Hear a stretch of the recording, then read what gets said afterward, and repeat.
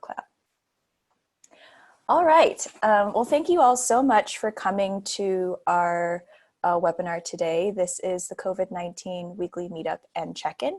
And I hope everyone is doing well today. We will be probably going a little bit over today. I'll try and make a note of when we're approaching 4 o'clock. So if you need to sign off, you're more than welcome to. But we will be sharing some resources probably a little bit past 4 since there's a lot of new stuff that has come in.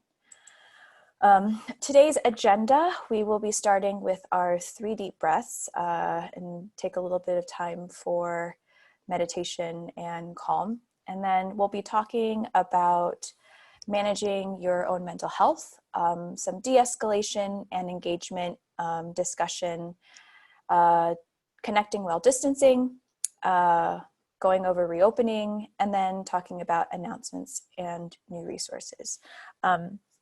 At any point in time, if there's something that you'd like to cover or bring forth to your peers, please do. You can either unmute yourself or you can put it in the chat box, and I'll be monitoring that to see if anything comes through. For now, though, we'll start with our 3 deep breaths. And this lovely photo is of Glacier that was taken by our own Tracy Cook. This is Glacier, right, Tracy? I hope that's right. But especially yes, it is. It's up by Logan Pass. Yep. Okay, great. Yes. And especially as it is summer now, this is actually what things are starting to look like, which is really great. But if you can just sit yourself firmly in your chair or on the floor or wherever you might be standing, really try and bring your shoulders down and back. So open up your rib cage. If you want, you can try and bring your head a little bit higher, maybe tilt your chin up. And you can put your arms or your hands either at your chest, on tops of your thighs, or you can do cactus arms, which I always enjoy doing. So you're going to take 3 deep breaths, and we will inhale.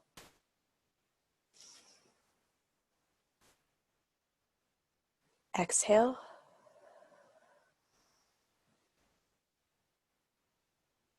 Inhale.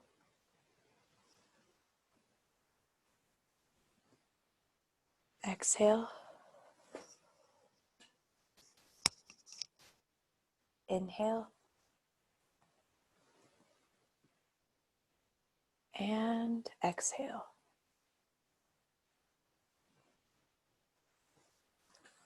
Great. And thanks, Tracy, for sharing this picture with all of us.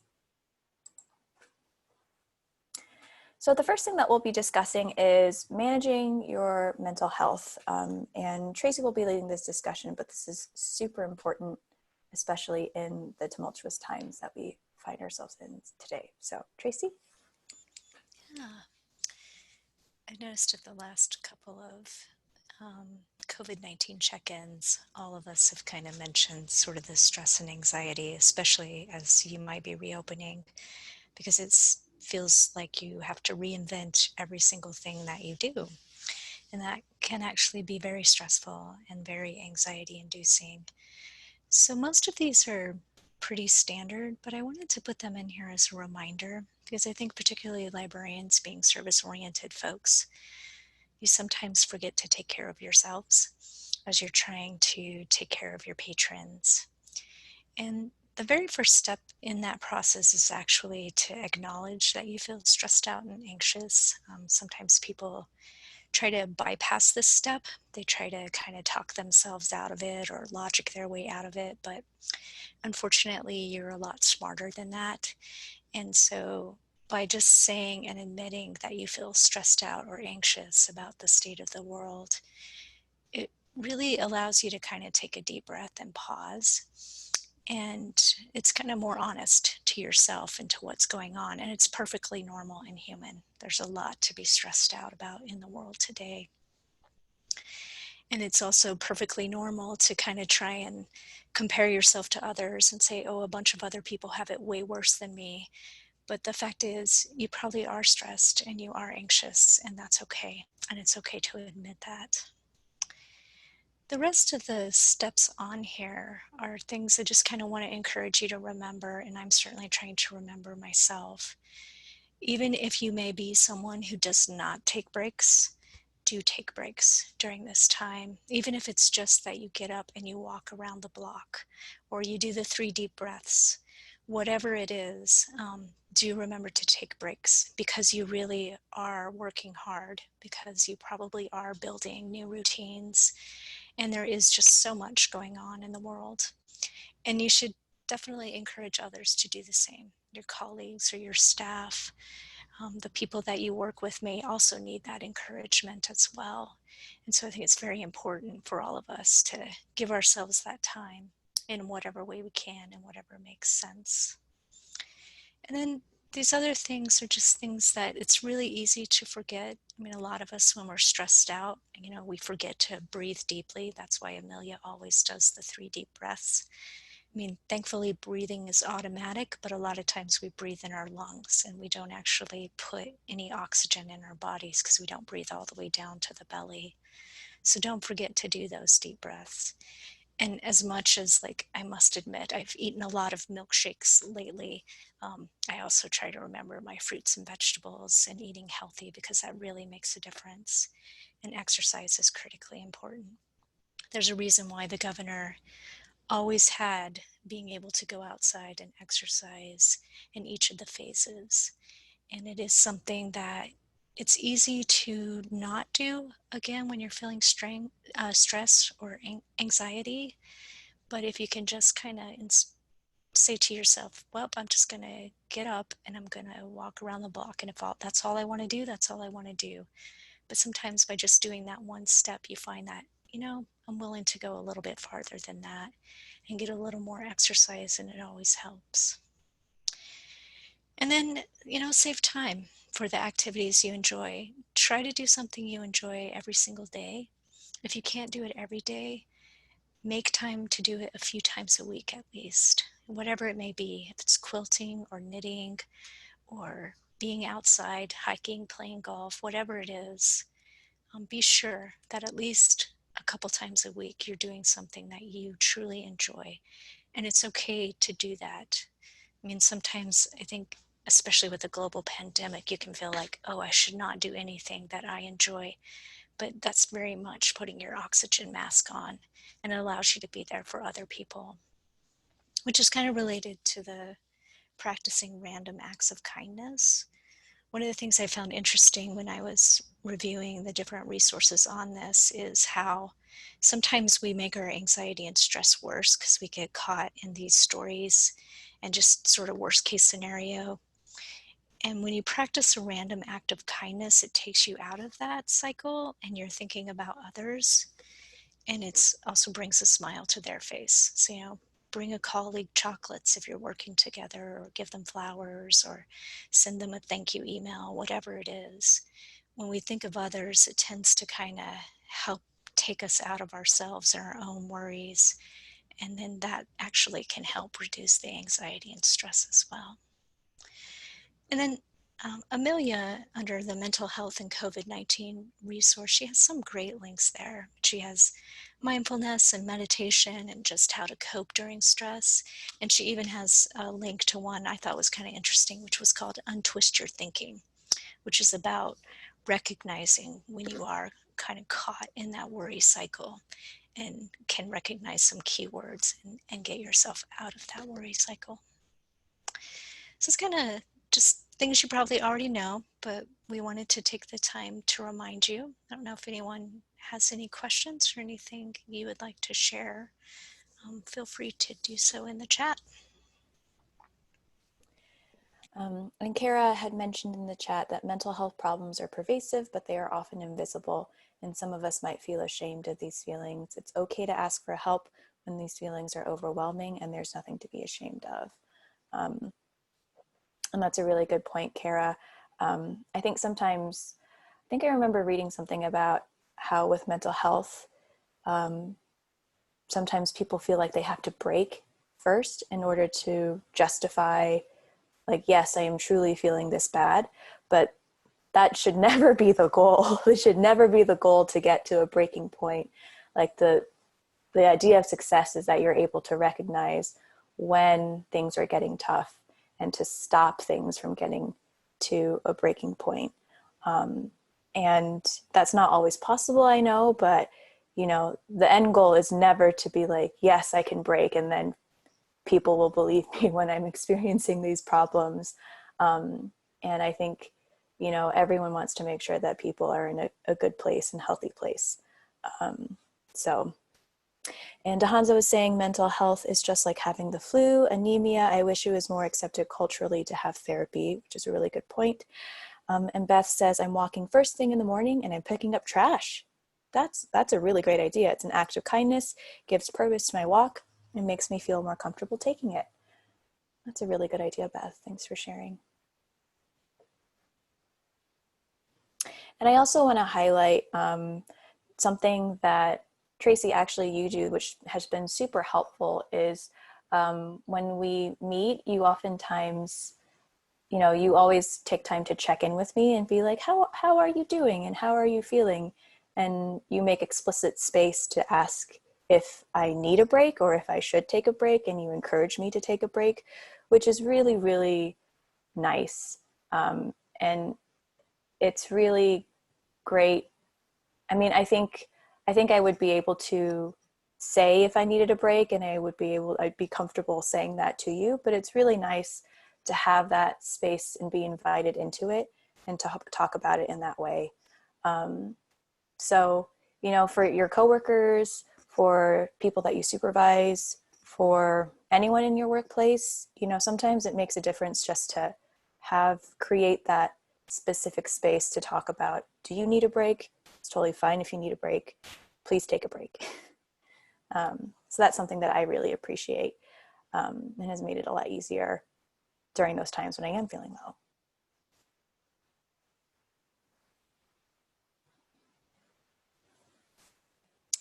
And then also, Suzanne, I wanted to let you know that I did not miss your language faux pas in the beginning about horseradish and priests. And I thought that was really funny.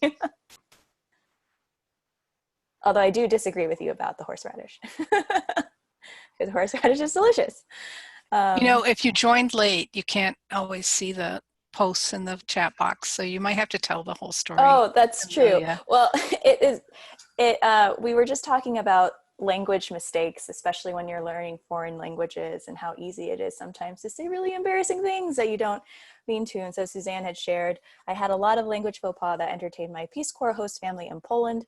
One was when I announced during dinner that I didn't like priests. I meant to say horseradish. That was after I gasped and acted like I was dying finding horseradish in a carrot salad. I suspect they thought I'd been possessed. Entertaining. I'm sure it's the story that they recall fondly. And then Beth says, maybe define what a break is. These hardworking people may not be clear on it. I certainly was not until recently. Yes, maybe you need to take a day off. That's actually the break that Tracy encouraged me to do, especially when things were super crazy and super busy. And I kind of felt like I shouldn't take a break because I had so much to do. And Tracy was like, no, you should take the afternoon off or take the day off and just do what you want to do, and you'll be better off for it and you'll feel refreshed. So it's not just like, I mean, it can be a 30-minute thing, a 1-hour thing, but maybe it's a whole day. Sometimes you kind of need a day to relax and recharge, where you don't open up your email, you don't answer any phone calls, you don't have to worry about work, and you can just focus on yourself. So that's a great point, Beth.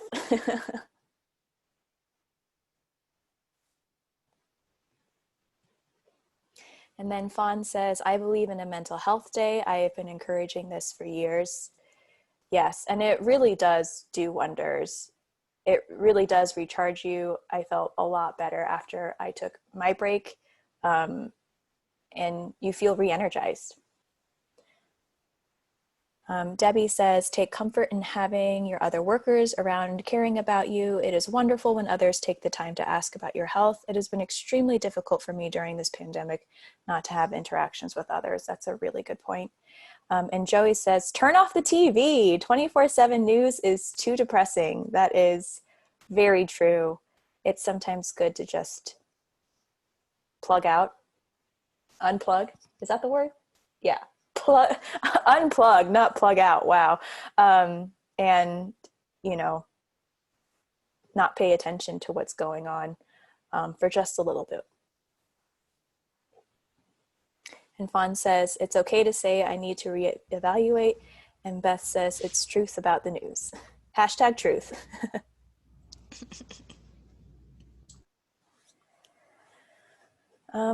Any other tips or tricks that you all have found helpful to, you know, keep track of where you are mentally, to make sure that you're doing okay, to take care of yourselves?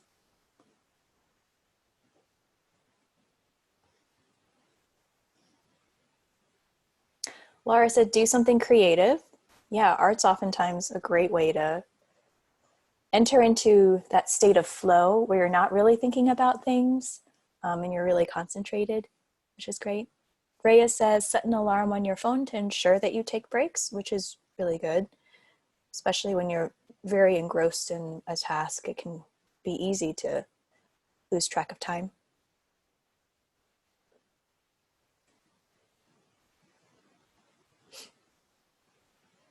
And Debbie said, a Zoom meeting with my granddaughters, which is so cute. Yeah, reconnecting with family or friends.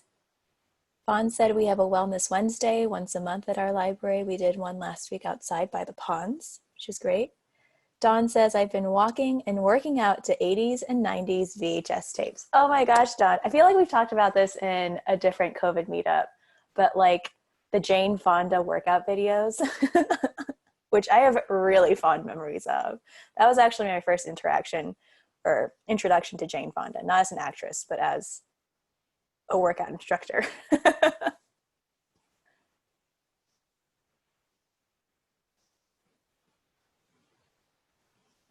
All right, cool. Well, we will move on just so we can move on to the next topic, but please do continue to share any other mental health tips and tricks that you have, stories that you'd like to share, and we can always discuss this more at a later date. So thanks for sharing, everybody.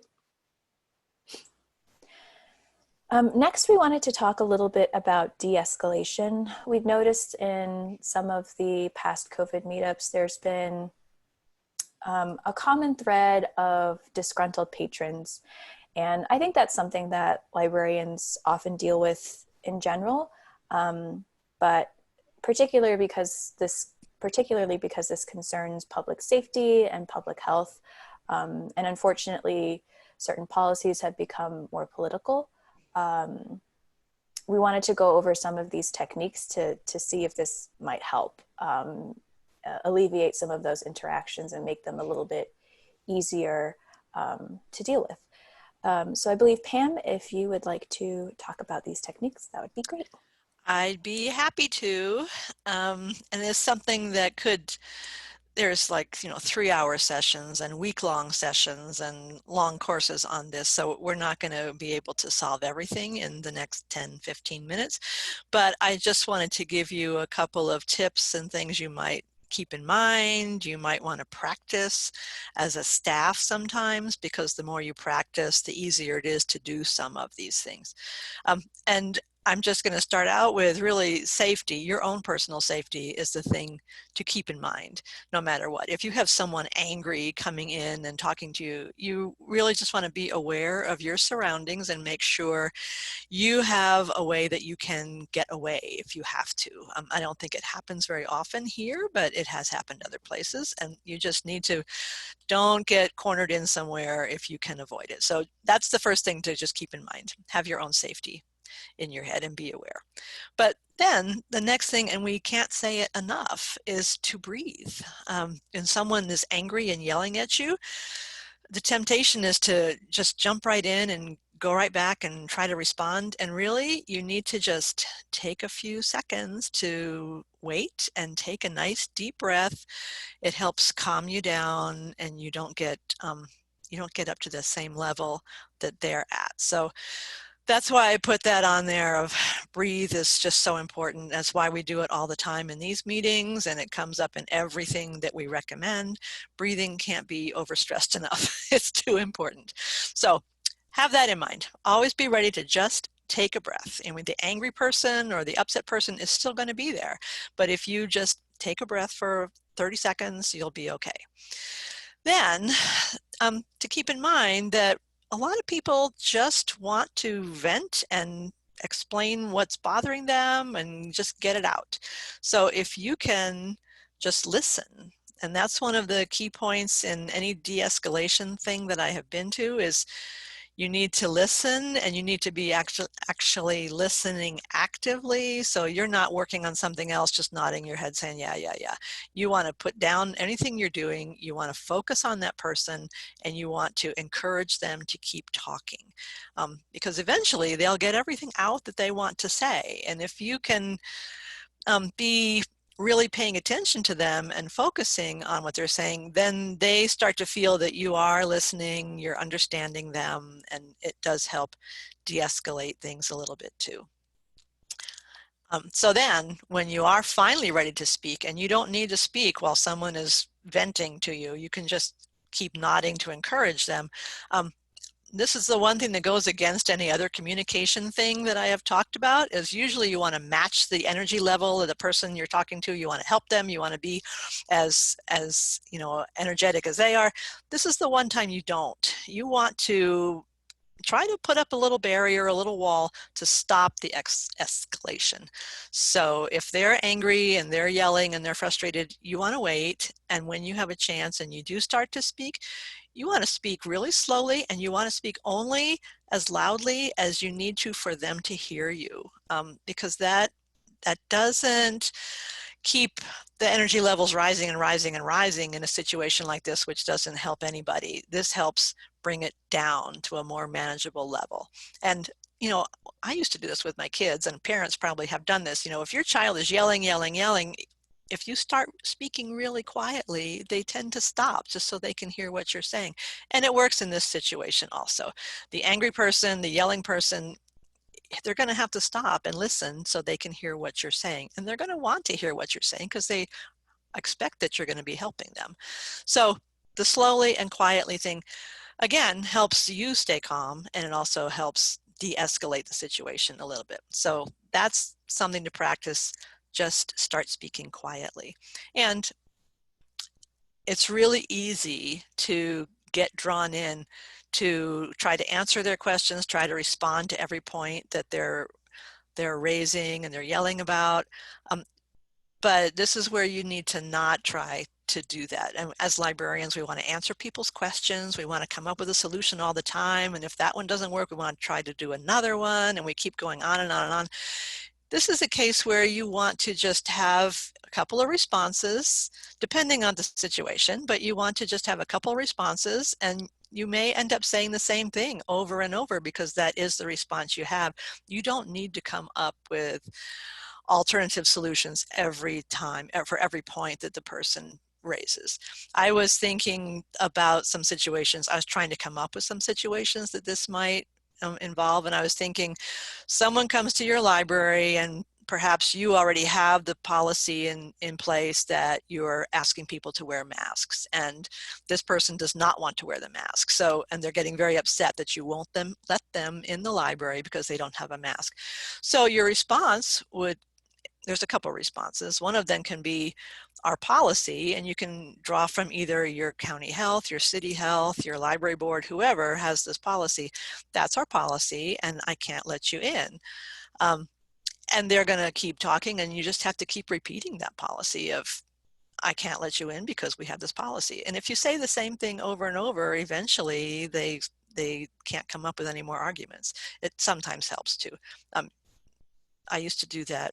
I keep going back to my kids all the time. Kids used to do that. You know, you'd say something and they'd say, I know I am, or I know you are, but what am I? And they would say the same thing over and over, and you get tired of that after a while. It still works in this situation too. This doesn't seem to be the most adult thing to do, but it works in this situation. But I also just want to bring up the whole empathy idea, because we've talked about that a little bit too. If you can put yourself in the other person's situation, sometimes you can see the other side of things.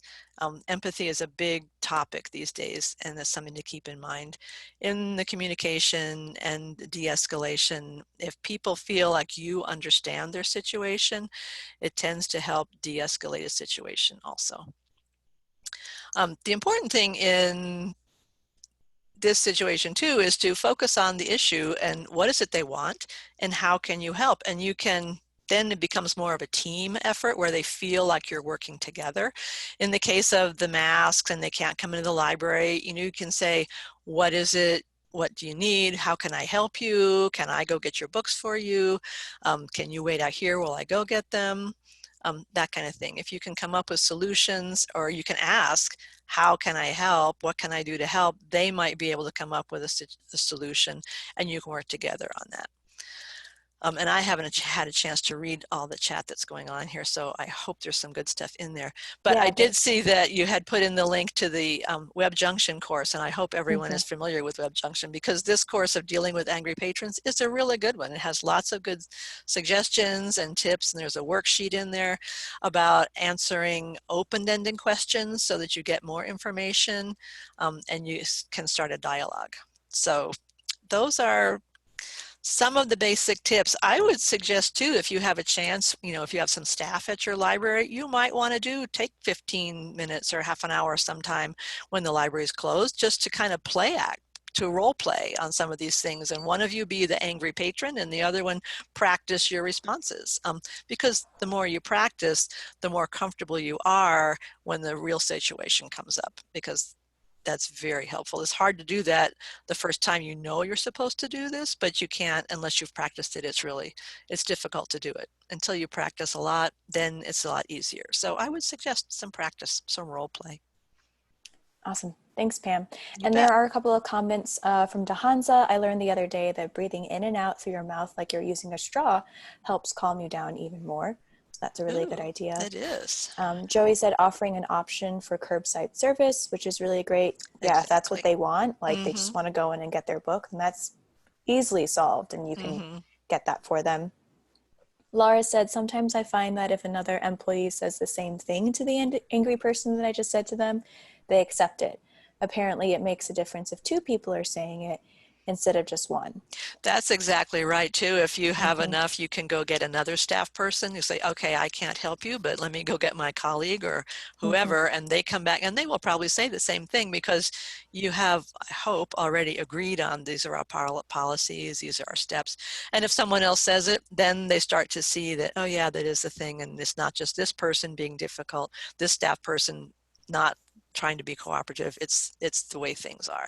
And I like Mitch's thing about, yeah, I mean, if you agree with them, yeah, these masks really are awful, or yeah, I don't like wearing a mask either, then it's like you're on their side also. And I remember seeing somewhere else too, where, you know, as part of the active listening, sometimes paraphrasing what they're saying and saying it back to them, just to be like, am I understanding you correctly in that this is what you're looking for, or this is what you're upset about, is another way to make people feel heard and understood. I thought it was interesting that you had Breathe, Pam, because I took this course once and the woman was talking about if someone's angry, you just breathe deeply and you keep breathing, and people were like, well, why do you do that? And she said, because it's amazing how often when you breathe deeply like that, you give space for wisdom to come out of your mouth and it de-escalates the situation. And I've always kind of remembered that when I'm in an angry situation, that actually that can help. It does. It makes a big difference. Yeah. And I think just thinking back, when back in grad school, when I did work the public services desk, the moments that I felt like the most panic was actually when I didn't know what to say. Hmm. I think sometimes when you're in a situation, when you're in a conversation with somebody, you feel like you have to say something right away. But actually, people respond. The few times where I didn't mean to say this, but I was like, can you hold on a second? I don't know what to do. I need to think about this. People would be like, oh, okay. Yeah, I can wait. um, and so sometimes it's okay to be like, yeah, let me think about that for a little bit. And as you consider things, you have that space to really take your time and think about what it is that would be the best course of action. That doesn't apply to all situations, but um, yeah, sometimes it's okay to be like, I don't know. Let me think about that for Yeah. a minute. Yeah, it is okay to admit that you don't know and you need time to think. And then Yeah. that's okay. That's a response. And then they will wait for some more response often. So it does help to slow things down a little bit, to lower that level so it's not escalating all the time. Mm-hmm. But it takes practice.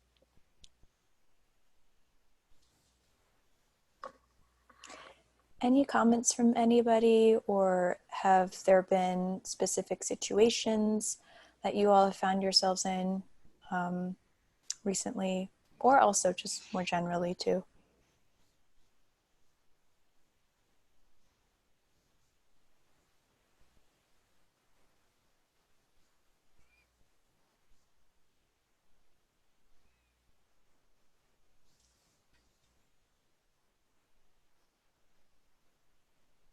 Dehanza said in the comments, I think that depending on who is interacting does make a difference.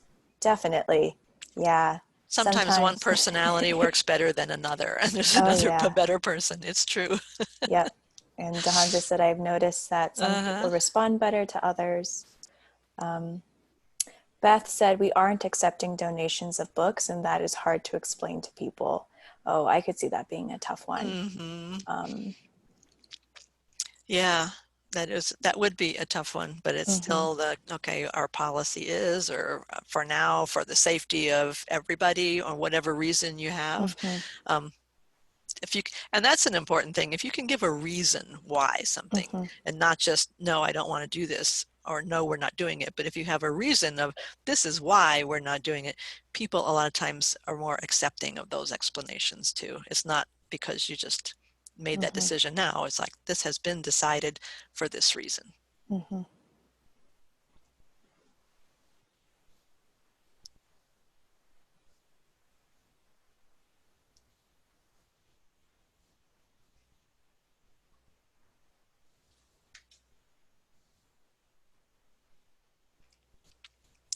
So I hope some of those tips are helpful to people in the situations that come up. Awesome. Thanks, Pam. You bet. Okay, so next we're going to be talking about connecting while distancing. And we talked about this in our last COVID meetup, but how the phrase social distancing actually only just means physical distancing. And there are still ways to remain connected, and ways that we should still try and be connected with each other, even though we physically cannot be close. And so here are a bunch of really great ideas, and Jennifer will be talking about some of these ways we can help. Thanks, Amelia. Hi, everyone. So I think we've all felt how difficult it has been to stay connected during the last couple of months. And in doing some research, I was looking into ways that we can kind of bridge the gap, I guess, so to speak, between the need to physical distance while still staying connected. So one of the things that came up in several of the articles I read was that people crave a sense of belonging. And I wanted to just kind of throw it out to you guys maybe to chime in. We've done a lot of listening today. How can libraries help create a sense of belonging for their community members? I'll let you think about that while I read through a couple more things on the slide, and then you can certainly type in the chat box, or you can open your mic and say something as well. The next item I wanted to bring up was that we can do frequent check-ins, and we need to do that. I've done daily check-ins with my mom because she's living in an assisted living center and she's by herself, and that's a really tough situation for people who are feeling very isolated already, to be in a further isolation within their own living environments. This particular assisted living center had daily meals in a dining room setting until COVID outbreak. They also did regular programming activities with the residents, and now all of those have been canceled and they've been pretty much isolated to their own apartments without the ability to join together. They can still come and go. So it's been just a difficult time with this group of people who've gotten to know each other quite well and can't hang out and spend time together. So how do we check in on our regulars and our community? Because we know we have lots of people who are in this situation. And then I want to talk about the right tools. There's no one size fits all in communication tools. So while we check in, we have to also discuss how we check in. And so how do we help patrons find the right fit? For an elderly person, good old phone call might be the best fit. But we have lots of other great tools. One of the things that we used with my mom and dad was an Echo Show, which allows me to just tell, I'm going to say her name. Oh, I got to turn it off so I can say Alexa without her responding right now. And I could say drop in on mom or drop in on dad, and it just turns on a video call between them and they don't have to answer.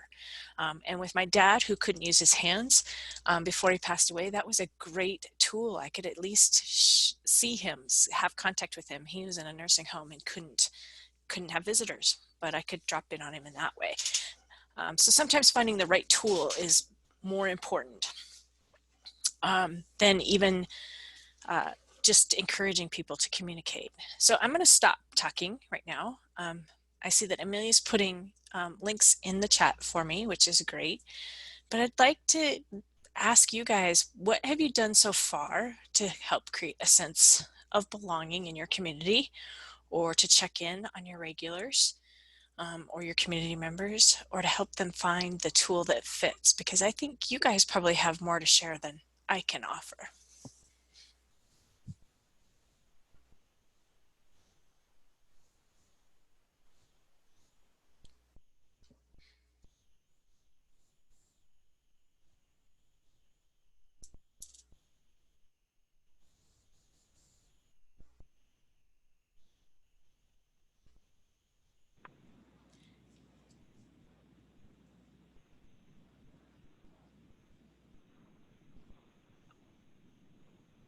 Well, this is Susie from Great Falls Public Library, and while we were sheltering in place, we were still answering the phone, and we had a couple regulars that just called pretty much every day, and so we were calling and answering calls from them and emailing them. I think it's actually harder now because we're open limited hours, and we're really, really stretched.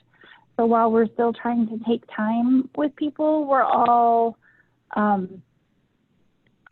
super busy trying to meet the needs of all the people. So I think it's actually harder now that we're open.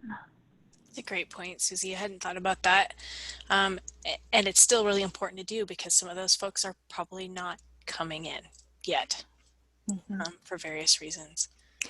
Kara mentioned in the chat that the Lewis and Clark Libraries set up a letter writing campaign from kids to seniors in our local senior centers.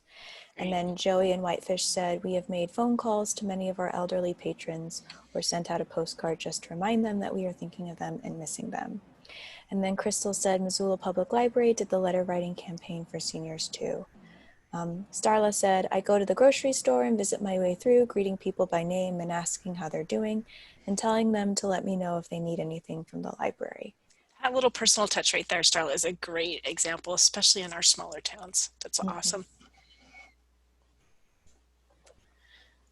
We've been doing the M&P engagement activities, and I've been so surprised at what a response that has had just by encouraging people to look at the Montana Memory Project in new ways, sending out lists of pictures from their that might have been from their community has generated a lot of that, I think, sense of belonging. People are going, oh, I remember these times, or I remember these things that you're showing us pictures of. And it has instilled a different sense of belonging, which has been really great. That's really cool, Jennifer. Dehanza asked, are there any privacy issues reaching out with it without being asked a question?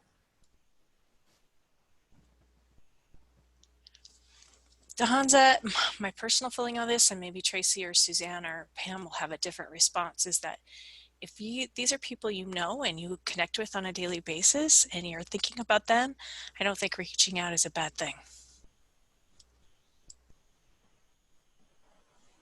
Yeah, most people are so touched, actually, that you know who they are and said hello to them.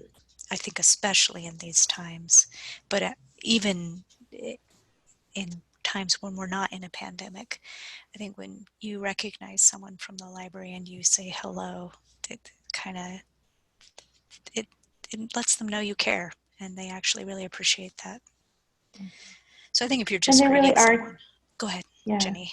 I would just add that there really aren't any privacy concerns because they've disclosed to you that they're a user of a library in their active attendance and use of library services. And so you're just acknowledging that and responding to that self-acknowledgement acknowledging on their part. I noticed too, even at the lodge where my mom lives, if I stop and greet other residents that I know, and they do allow visitors to come in there and visit family members. So I've been able to go in, I have to wear a mask, which is fine. And when I go in and I stop and visit with some of the folks who may not have family members close by, they appreciate it. I know them by name and I can stop and visit, and it just makes their day a little less long. And that's one of the comments my mom has made over and over, is just how long the days get without being able to do their regular schedule of activities. And then Joey put in the chat box, although we are only open for limited hours, we are still offering curbside service, and it gives us an opportunity to ask how our patrons are doing. So that's really great. And what about staying connected? What tools have you recommended for family members and people to stay connected with each other?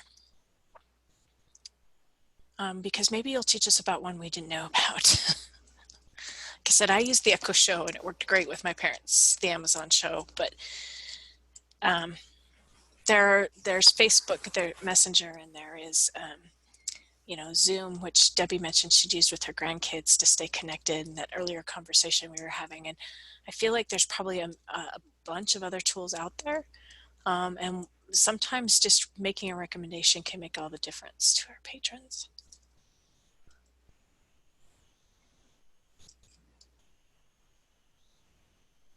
And Jennifer, Chuck had actually brought up a really good, there's some things coming in. Fawn says, my family's using House Party. Ooh, never heard of that one, but that sounds cool. Crystal says, Skype or Zoom for video chats. My daughter plays Barbies over Skype with a friend. Aw, but adults can find other ways to connect. Great. Yeah, and Chuck, one of our coworkers, had made a really good point about, there's been such a boom for Zoom. That rhymed. And there's been a lot of encouragement for people to use Zoom, but sometimes, as Jennifer said, maybe the best thing is just a phone call. Maybe they don't need video. Maybe they don't care about video. Maybe they just need somebody's voice. Or maybe FaceTime would be the easiest thing for people to use, since that's already built into their phone and they don't have to install anything else. Or maybe Facebook Messenger, which I think can do video. Yes, it can. Maybe. Yep. So maybe that is also a way to communicate with people. I think I'm definitely guilty of this, where I'm like, oh, just download Zoom. It's super easy. But for some people, that's a kind of insurmountable obstacle. So thinking of what people already have too would be a great way to go about that. Jenny said, we're using Google Meets for my nephew's graduation this weekend. Congrats to your nephew. And Debbie said, my granddaughters and I exchange a letter or coloring page every week. It was wonderful for the girls when they weren't able to see their friends. Oh, that's really cute. And now you guys have this record too, that you guys can look at later on. Starla said, yes, I'm finding I need to give plenty of time for calls. People are wanting to talk. Very true. Fawn had also Cece mentioned says games on. hi. I'm sorry, Jenny, go ahead. Cece says hi. Hi, Cece. Oh, Cece. Hello. And Joe said, I've noticed that I'm getting notes in the mail again. Yeah, snail mail. Yeah, I think that's a big thing for a lot of people who don't have the technology or don't like the technology. Stuff like they're used to, like phone calls and actual mail, is probably a really good way to keep in contact with people. Joey said, I've created a small group of family and friends using texts, and every night I send out a question about the music of the 60s. We have more fun with the crazy answers. Sorry, some of us really remember 60s music. 60s music is great. Who doesn't like 60s music?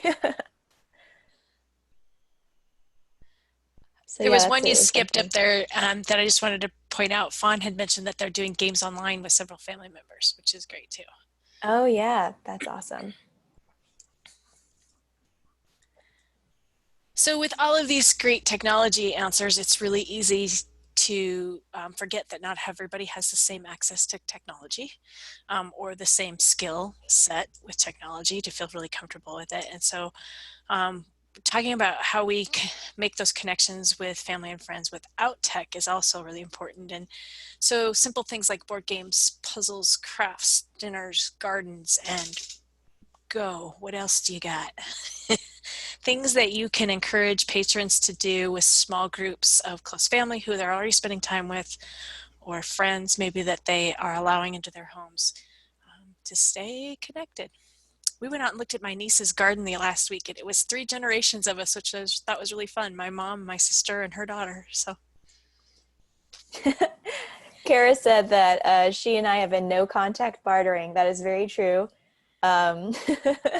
We've been exchanging. explain. I've been baking stuff, and then Kara's given me yeast. She's given me a tomato plant. So we just kind of exchange things over the bench on her porch. And she gets the baked goods, right? Yes, yes. Which we're all jealous of because none of the rest of us have had any of Amelia's fine baked treats.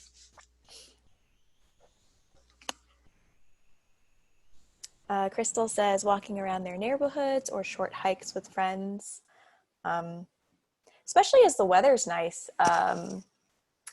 This is just something I remember hearing from some summer reading conversations, but you know, encouraging kids to go out and identify a plant or observe an animal or something would be super cool. I think there are some libraries that are giving out little like missions for people to do for the glory, not for any particular prize. Kara asked, are any libraries planning outdoor in-person programs or not at all? And yes, I believe there are some libraries planning outdoor programs. Oh, I forget. Someone was actually just talking to me about one and I forgot who it was. Yeah, I think they've done story walks. I think they've done some story times outside with a small group of people. And yeah, people are, if they're doing in-person things, it is outside. Mark from Bitterroot said BPL is doing outdoor story times with youth and a story walk at the park.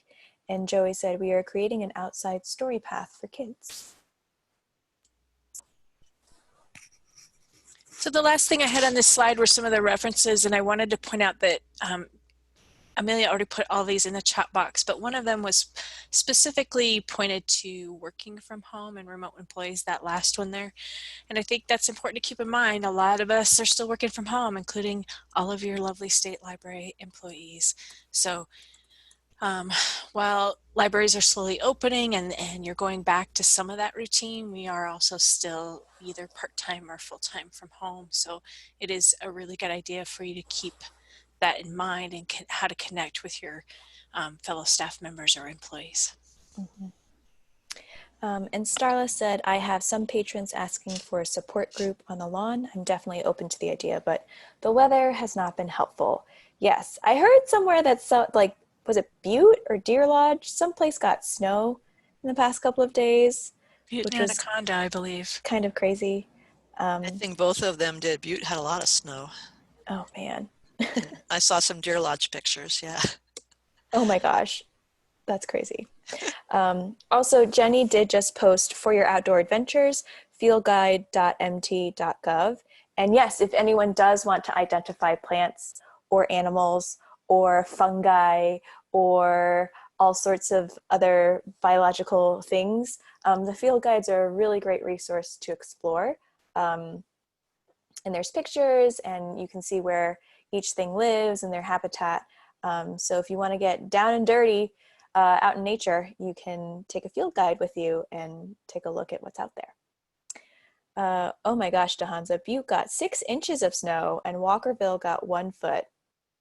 Wow, I'd be a little bit upset about that in June. Laura says, I was running daily trivia for the staff by email while we were under quarantine. I hope it cheered them up. And DeHanza said, I wanted to cry a bit.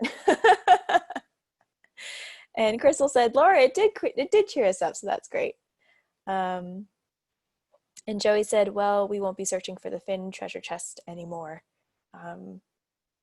which I think is in reference to trivia, or maybe the snow. I'm actually not sure. The Finn treasure chest has actually been discovered. This man by the last name of Finn put a treasure chest somewhere in the Rocky Mountains, wrote a poem about it, and let people search for it. It's been out there for 10 years and it was found this week. Really? Oh my gosh. And it was found here in Montana. That's really funny. When you said that, Jennifer, I was like, oh, was this like something from like the 1700s, you know, like one of those Redwall, you know, obscure poems that some, you know, hedgehog wrote or something or other. But no, you said 10 years ago. So yeah, it's been 9 or 10 years ago. Somebody from back east said he found it. Mitch says it's a fraud. So does Beth. There's a lot of skepticism about it because the man says that found it said he didn't want his name to be released. But Jenny has shared a link for the whole Forest Bend treasure. Cool. Yeah. All right. Well, it is getting close to 4 o'clock, so we will move on. As a note, if anyone needs to leave at 4, that's totally fine. But please remember that you can save the chat box if you would like. You just have to go into the chat, go next to File to the little ellipse menu, and click Save to save the chat file. So I did want to talk a little bit about the reopening discussion, and MSC has a couple of announcements to let you all know about. So this is Amy, by the way. This is just our sort of weekly reminder that if your services are changing and you need us to make adjustments, we have that article in the help desk. As well as we announce these things via email, but it's been more than a month now, I think, so just a quick reminder. Hold's expiration is currently turned off for the whole system, so if your hold shelf are getting full and you're ready for those to go, those items that haven't been picked up to be put back on your shelf, you need to let us know and we can turn it back on just for your library. We just didn't want to turn it back on for the whole system yet, for those libraries that have not resumed full services, or if they're still holding those for patrons who haven't made it in yet. Overdue notices are off for everybody because of the way they work with due dates and number of notices and stuff. We're having to rebuild those. So if you want those on, let us know so that we can put you in the queue to get your overdue notices rebuilt and started. And then finally, we are still doing the rolling, moving all your due dates 2 weeks in the future, every 2 weeks. Unless you have explicitly contacted us and let us know you don't want that to happen, or if you have told us that you're open and in some fashion curbside or somehow and you're circulating items normally, so you just want your due dates to work normally. Those libraries that haven't contacted us yet, we're still rolling your due dates under the assumption that you're closed or not accepting returns. So if you have questions about any of those or want your status on any of those things changed, please open a help desk ticket. Awesome. Thanks, Amy. And I did put the KB article on service adjustments in the chat, so you can click on that for more information if you like. And I did want to mention really quickly before people maybe have to leave, we actually have a library services survey, a reopening survey. So I'm going to put that link into the chat box now.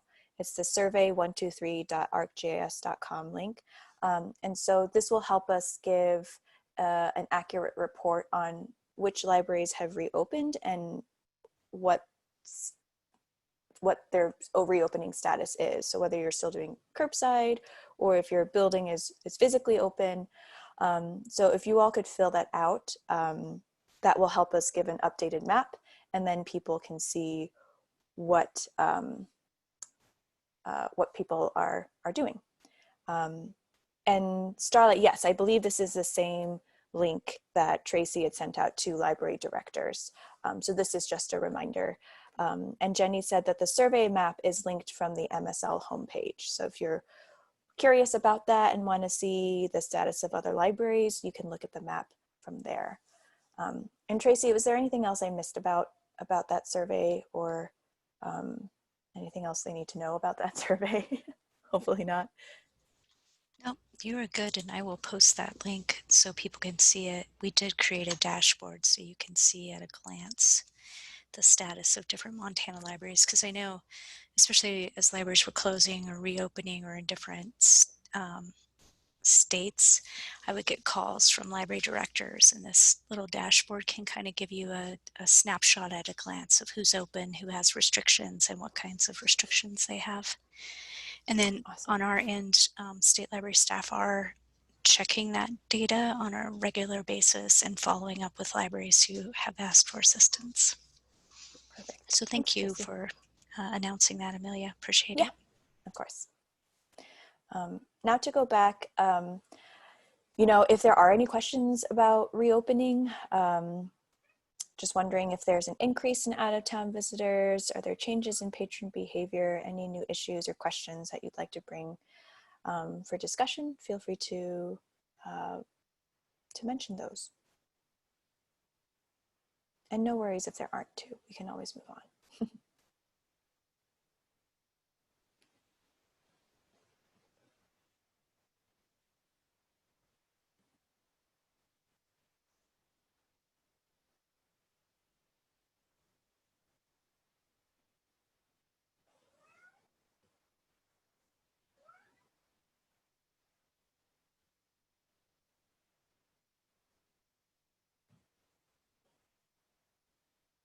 Okay, maybe we will move on.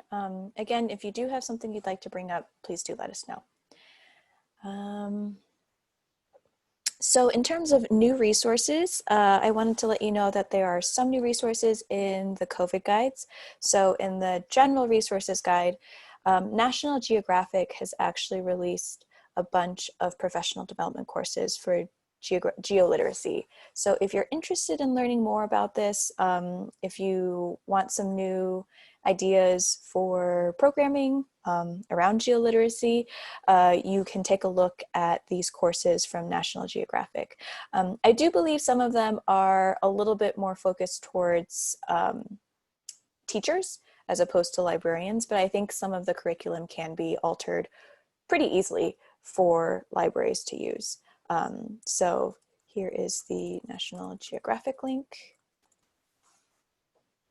And then the Public Library Association and the American Library Association just released another report from their public library survey of COVID-19 responses. So this is, I think, the data from the survey they did in May in the middle of May. So if you're interested to see what the data says there, you can take a look at that PDF.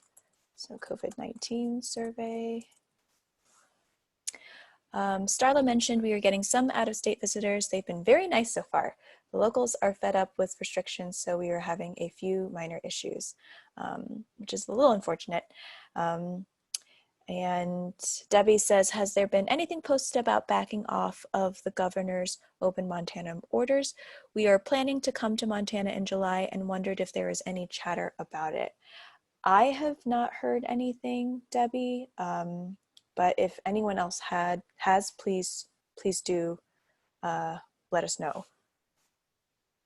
The governor hasn't announced any changes from phase 2 at this point. Okay. So I haven't heard that we would move to phase 3 or back to a phase 1. Awesome. Thanks, Jenny.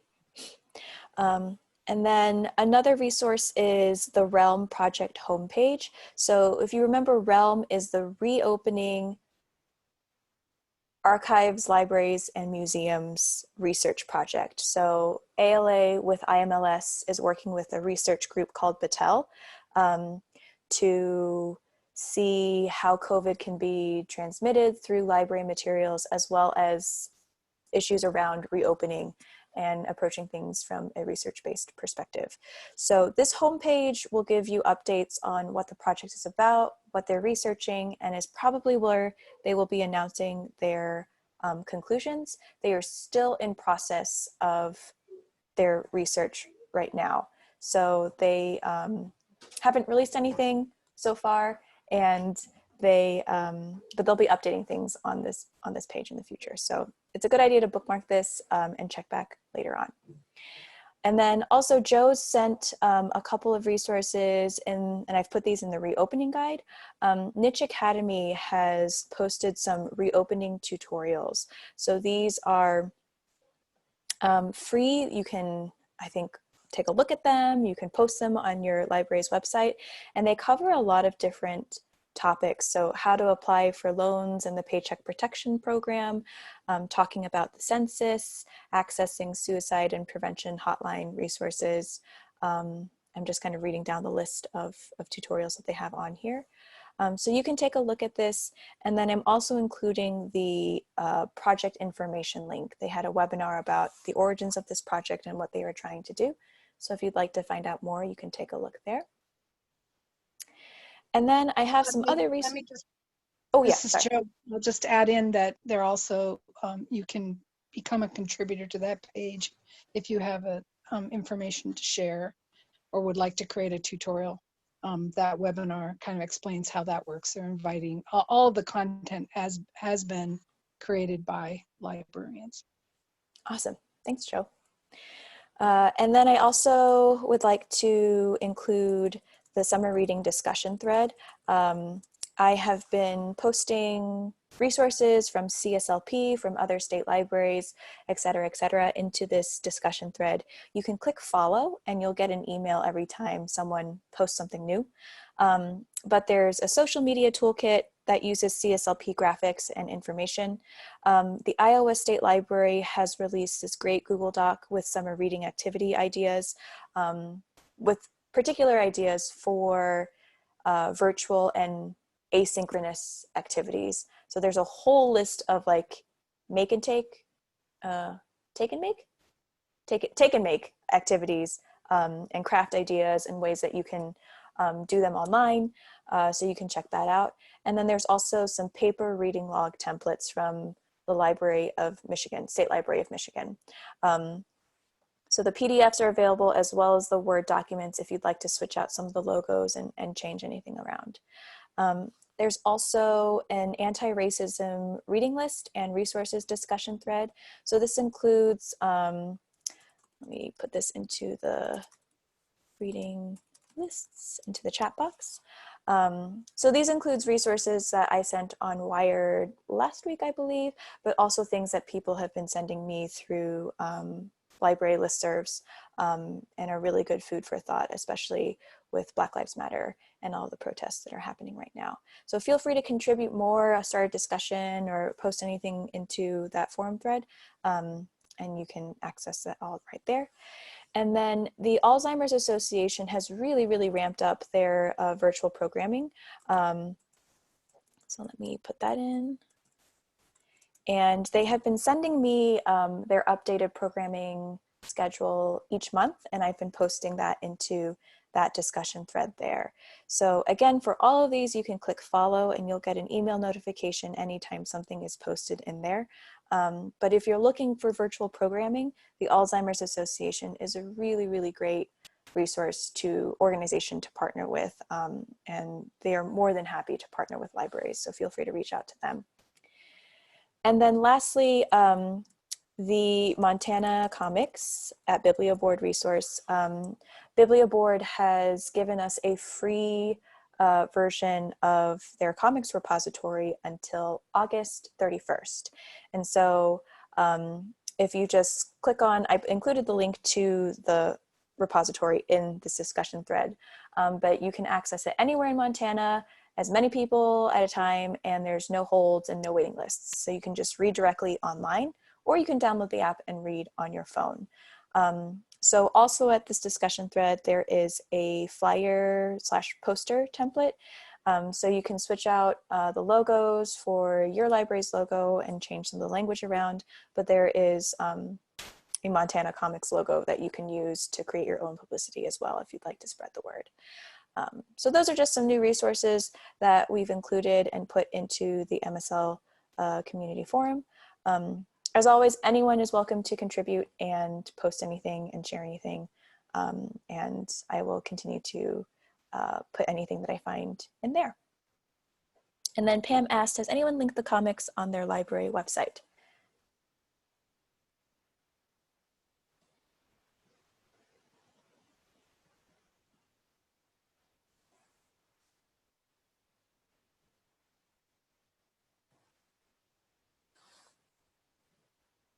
And I can also drop the link to the comics page in here. And something else that BiblioBoard is planning for the summer, they're still getting things in place, but they're hoping to plan a virtual library comic convention. So they originally had one set up in California with one of their library partners that they've been working with for a long time, but obviously because of COVID, that's not possible. So they've moved it online and they're working through the details, but they're hoping that anyone who wants to attend can attend, and there's going to be sessions with graphic novelists and comic artists about how to draw, how to create, how to storyboard, all sorts of topics. So they are hoping to send more details in the next couple of weeks. I think they're hoping to hold this in July sometime. So once I get that information, I will pass that along, and you all are welcome to send that out to your patrons and for anyone who's interested in comics and graphic novels. It sounds super cool, and like it'll be a super fun event. So please do encourage people to go. And I put the link to the Montana Comics at BiblioBoard website, so you can take a look and you can read some. There's a really wide variety of stuff on there for all age groups as well. So things for adults, things for young children. There's, you know, your standard superhero stuff, the more modern stuff, but then also like the Jeepers Batman kind of hokey 50s version of comics. And they also have biographies and nonfiction and a lot of stuff to choose from. So it's pretty cool. Pam said she started Les Mis, which is pretty neat. That's awesome. So I'm going to go ahead and stop the recording here.